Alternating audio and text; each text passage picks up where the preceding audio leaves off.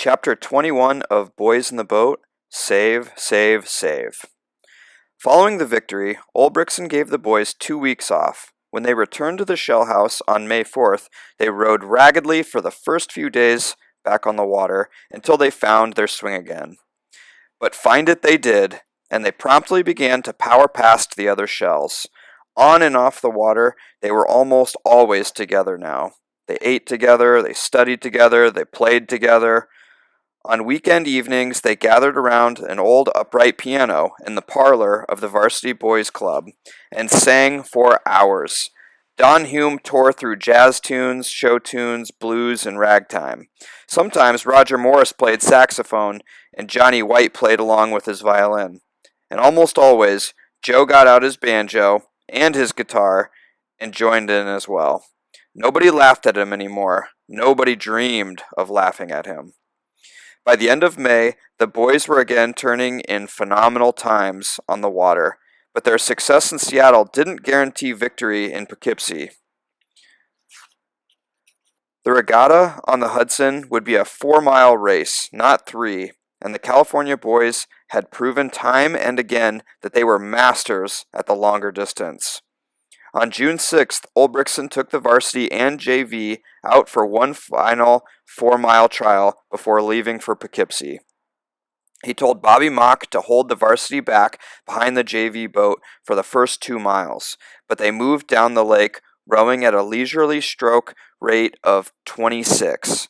The varsity could not manage to stay behind. They kept edging out in front simply on the power of their long, slow strokes. When Mock finally turned them loose in the final mile, they exploded into a 7-length lead, and they were still pulling away as they crossed the finish line. 4 days later, the boys arrived at Seattle's railroad station, led by a police escort with sirens wailing and red lights flashing. In the station marching band was already playing fight songs. The crowd had packed together with cheerleaders, journalists, parents, cousins, next-door neighbors, and utter strangers. The boys had not packed for New York. They had packed as if they had already made the Olympics and were heading to Berlin. Some of them were even making plans to tour Europe after the games, although none of them were sure where they'd get the money for that. Johnny White had a grand total of $14 in his pocket. Bobby Mock was hoping to visit his relatives in Switzerland. At first, his brother Gaston hesitated to give his son their address, but he agreed to send them later if the crew really went to Europe. The boys climbed aboard, and as the train coughed, lurched, and began to pull away, they hung from the windows shouting farewells. "Goodbye, Mom! I'll write you from Berlin." Joe hung out the window as well, searching. Then, in a far corner, he found her. Joyce was standing with his father and the kids, jumping up and down, holding a sign high over her head. In the middle of the sign, she had painted a large green 4-leafed clover. The Washington boys arrived in Poughkeepsie early in the morning on June 14th, in the midst of the summer thunderstorm. They were not using the old rickety shack for the boathouse this year. They moved into Cornell's former boathouse right next to California's. The new quarters had been provided by the regatta authorities as a result of Washington's newfound respect in the East. It had hot showers, exercise facilities, electricity, and extra-long beds, and the roof didn't leak. By the time they finished settling in, they could smell food cooking. Led by their noses, and by Joe Rant's nose in particular, they quickly discovered the best feature of the new place. There was a cookhouse on the beach, just 25 feet from the front door. An African-American woman named Avenda Mae Calmer was in charge, and she was an awe-inspiring cook. The boys had heaps of fried chicken for lunch, and they were in heaven. Nobody appreciated it more than Joe, who went back for seconds and then thirds. Seattle's Post-Intelligencer newspaper published a story on their first meal with a picture of Joe captioned, "Joe Rants, the eating champion." Pocock visited the California boathouse to check in on the shell he'd built for them, but the Washington boys declined to speak to their rivals. On the dock they shared, the two crews passed each other silently, with eyes averted, like dogs circling before a fight.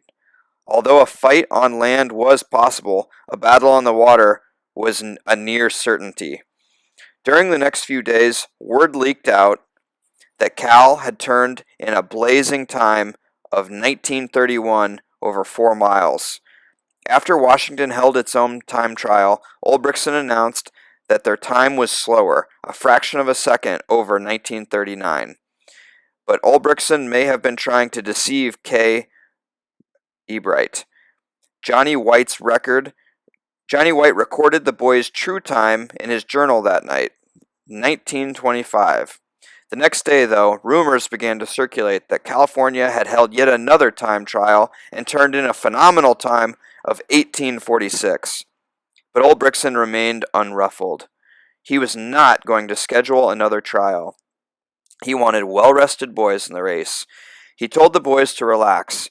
There would be only lights out until race day, and that was fine with the boys. They already knew something that nobody else knew, not even their coach. Late on the night of their final time trial, after the wind had died down and the waters had calmed, they began to row back the river in the dark, side by side, with the freshman and JV boats. It was a moonless night. The water was ink black. Bobby Mock set the boys to rowing at a leisurely 22 or 23. Joe and his crewmates chatted softly with the boys in the other two boats, but they soon found that they had pulled ahead without meaning to, just rowing soft and steady. Soon, in fact, they had pulled so far ahead that they could not even hear the boys talking in the other boats. Then, one by one, they realized they couldn't hear anything at all except for the gentle murmur of their blades dipping into the water and out. They were rowing in utter darkness now, and they were alone together in a realm of silence and darkness. They were rowing perfectly, fluidly, mindlessly. They were rowing in perfect unity, as if on another plane, among the stars, just as Pocock had said, and it was beautiful. By the morning of the championship regatta, the consensus in the eastern newspapers was that California and Cornell were the boats to beat in the varsity race. People crowded into ferries, boats, and observation trains. As many as 90,000 fans lined both sides of the Hudson River as the starting time approached. The breeze died. The water was placid, smooth and glassy, tinged with bronze in the late afternoon light. The freshman came through again for Tom Bowles. He was wearing his lucky fedora, but he didn't need it, as his boys gradually overpowered Navy, then beat Cal by a boat length.